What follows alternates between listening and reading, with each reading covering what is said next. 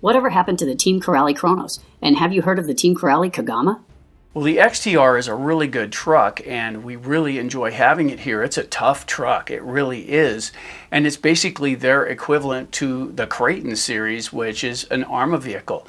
Corrali has stepped things up quite a bit, and their durability is pretty much off the chain. It wasn't perfect, however, when we ran it, and we did break a few things, but nothing super substantial. It broke where it was supposed to as far as swing arms and stuff like that. That's kind of where that went. We have so many cars here, and the new ones that come in, things kind of get stepped aside once in a while, and the XTR kind of found its way into that category. Still, at the same time, we have heard of the Kagama, and we've seen a couple of videos with that thing in action, and it looks like a brutally tough truck. It really looks outstanding. We haven't got one here at the channel yet. We don't have any local dealers for that. We just don't, so we have to order stuff in and all that kind of stuff, and we haven't got around to that one yet. I do like the look of it, and it does look brutal. Thanks for the comment.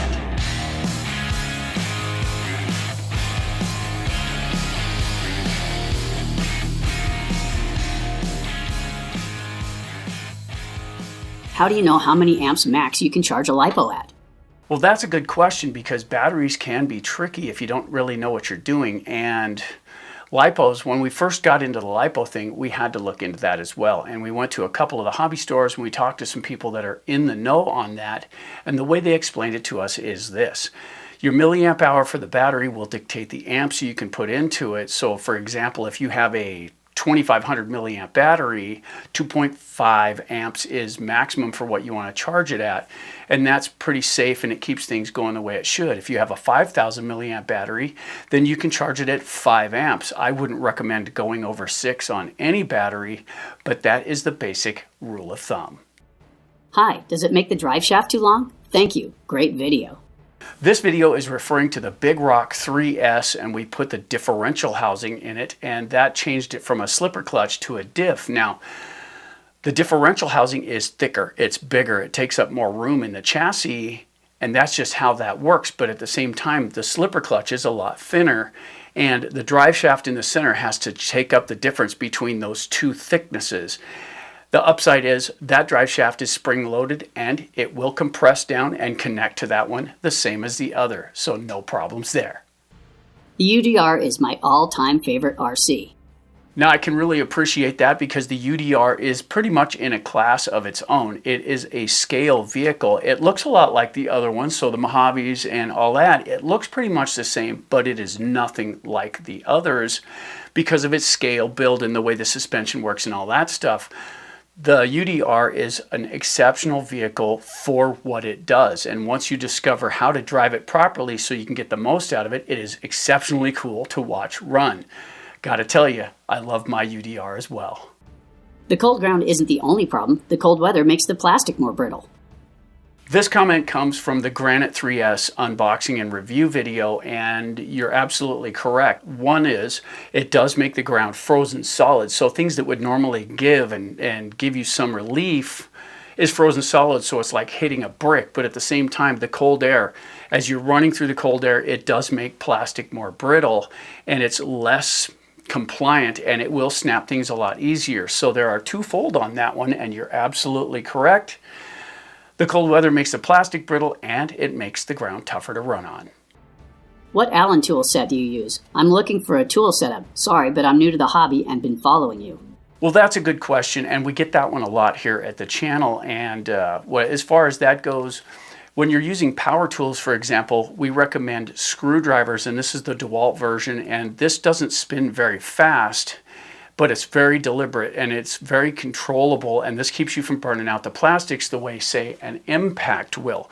But for that, we use these, and these are Racer's Edge, and these are the hex drivers for it, and they go from 3 all the way down to 1.5, and this is what we use in our drivers. Still, at the same time, for our hand wrenches, we use these, and these are Dynamite. That's what they are. These are from Dynamite, and we get these at our local hobby shop. We didn't have to order these in. They carry these, and the nice thing is this one here has a nice long reach to it, and the head is machined beautifully. It fits nice and tightly into whatever you're trying to do, and it holds good. But the longer ones can twist a little. If you got one that's really stubborn, this one will twist a bit.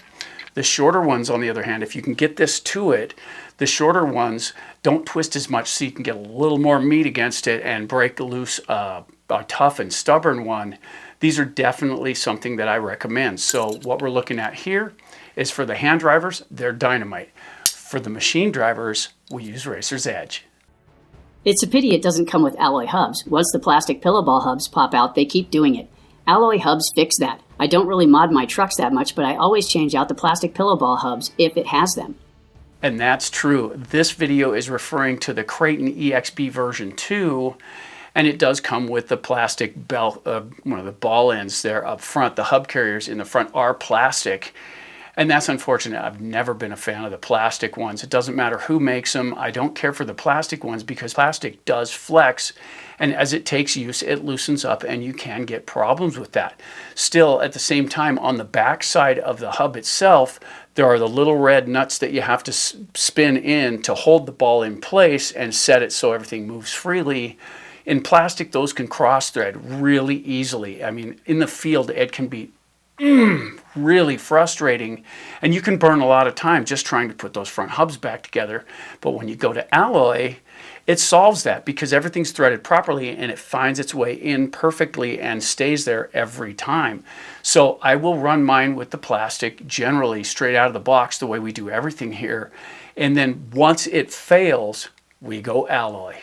Great video, AJ. I have to agree with your assessment. I think there's too much of an assumption in the hobby that bigger 8th scale and metal automatically equals fewer issues, and that's just not the case. Everyone I've seen who speaks honestly about this truck is having more problems with it than I have with my 10th scales that cost 1/3 as much. Well, that's a really good assessment of the situation. It really is, because the heavier cars, the 8th scalers, the metal chassis cars, they're faster, stronger than the 10th scale cars because of their footprint, but they also have a lot more kinetic energy when they make an impact on something, and that energy transfers directly into the suspension. So as you start to make things bigger, you have to make things tougher as well because it's a lot harder on things.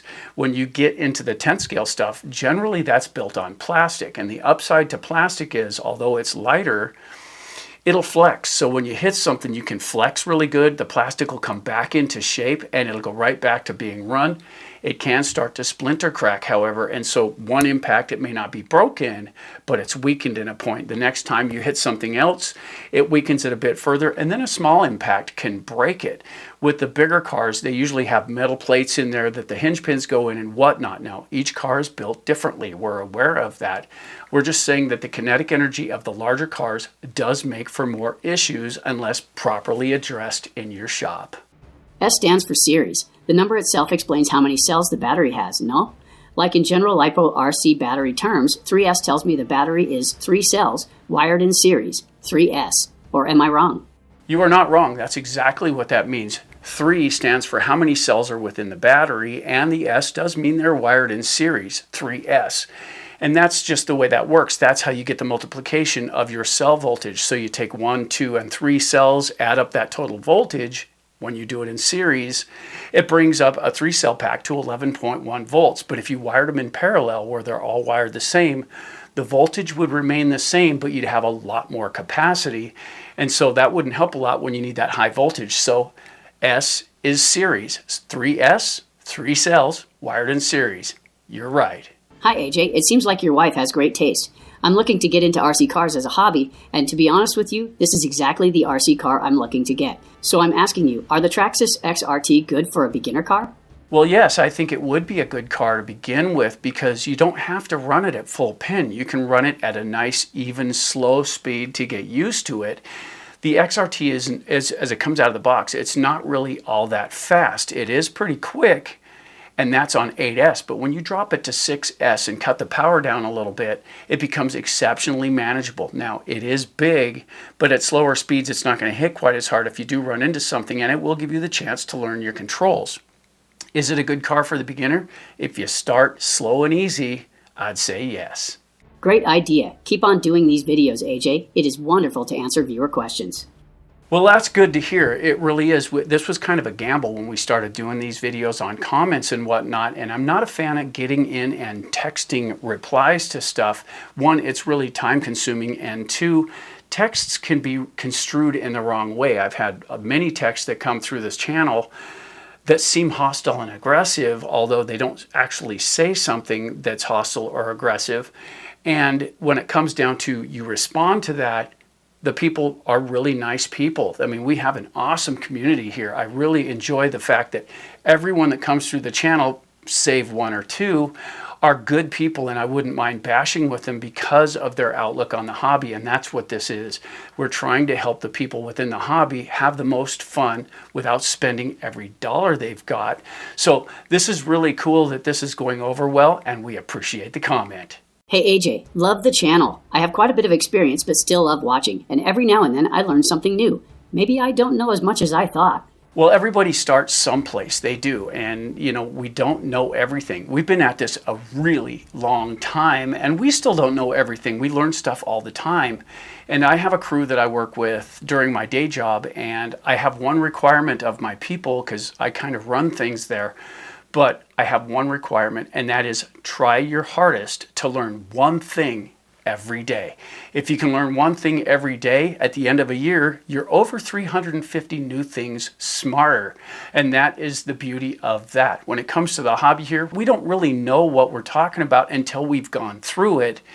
And the stuff that we talk about here is stuff that we've suffered through and learned the lessons. That's why we're doing this, to help the people that haven't been there understand what they're up against, and maybe we can make that a little easier on them.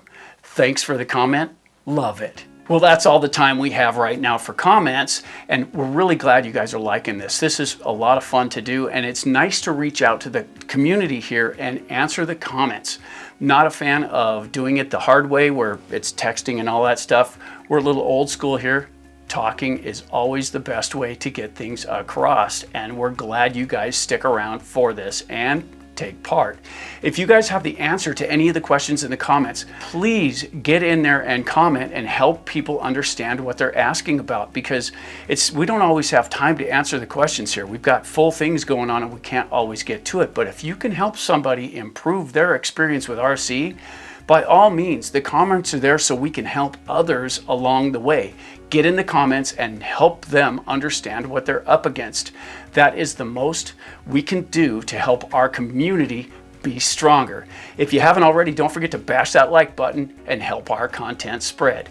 If you have anything you'd like to add to this video, please feel free to get down into the comments and help others along the way. For AJ Jam Studios, I'm AJ saying, keep bashing.